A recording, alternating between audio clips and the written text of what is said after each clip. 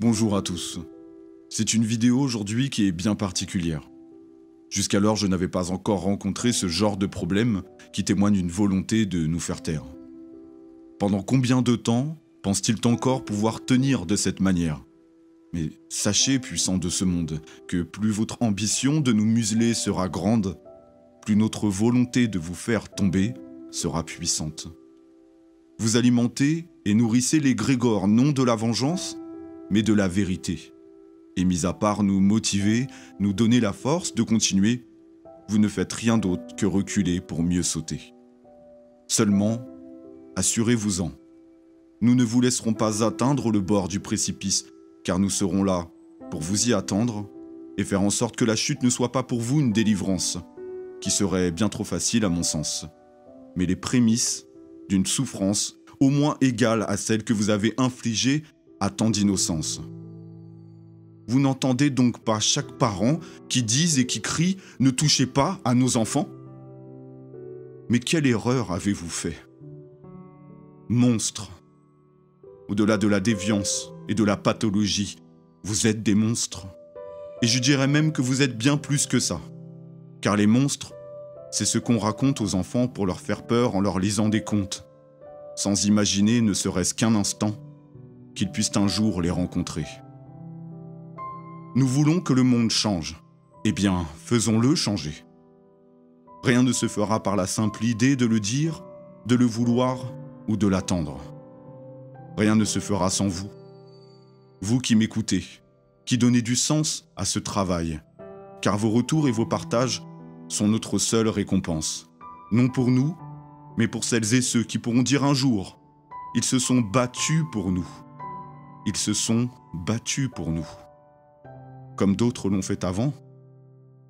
Et aujourd'hui, c'est à notre tour, non pour nous, mais pour nos enfants, et ce qu'ils auront à leur tour. J'en viens au fait.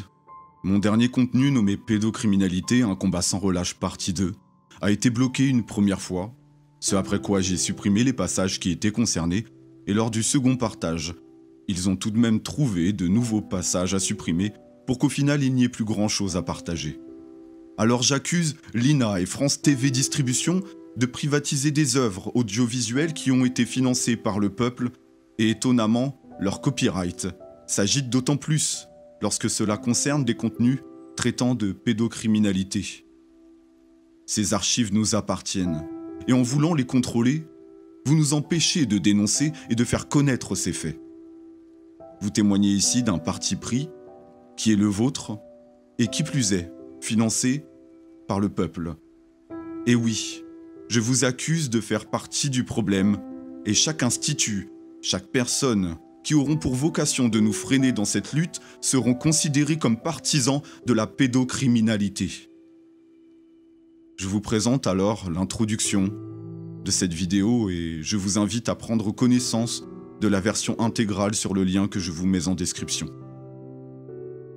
Plus la censure sera grande, plus leur désir de contrôle sera voyant. Alors continuez ainsi. Au final, vous nous rendez service. La suite d'extraits que vous allez visionner porte un premier objectif, celui de conscientiser et d'alerter le grand public qui n'a pas ou que très peu connaissance de ces faits, afin qu'il se pose des questions sur les failles du système. Le second objectif est de mettre en exergue le laxisme béant de nos institutions, financées par le peuple, concernant ces affaires et leurs protagonistes, institutions qui ont pour vocation certaine de ne pas faire de celles-ci un combat trop visible pour protéger leurs affaires.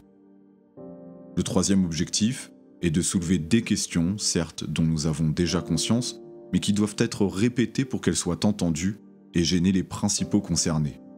Des questions qui vont évidemment au-delà des affaires les plus connues, car ce fléau est un combat de chaque jour qui concerne des milliers d'enfants dans leur quotidien, et nous n'en parlerons, quoi qu'il en soit, jamais assez.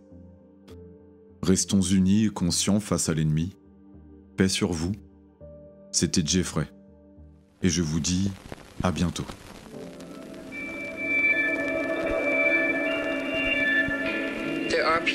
Certaines personnes kidnappent des enfants pour le compte de clients.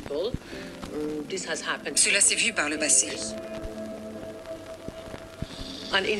Sur Internet, il existe des catalogues d'enfants avec leur âge, leur couleur de cheveux, etc. Ils sont à vendre.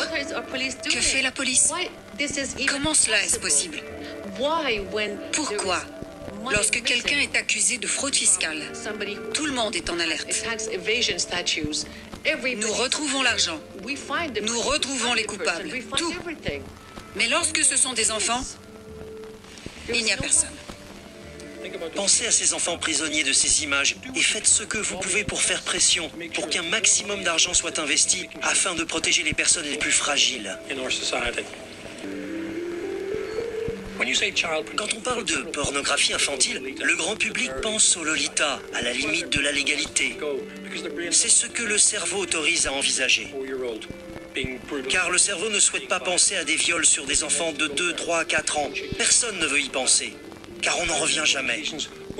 Parfois, nous voulons alerter les médias, mais certains journaux nous répondent « Nous avons déjà traité une affaire de pédophilie ce mois-ci, les lecteurs ne peuvent pas en accepter plus ».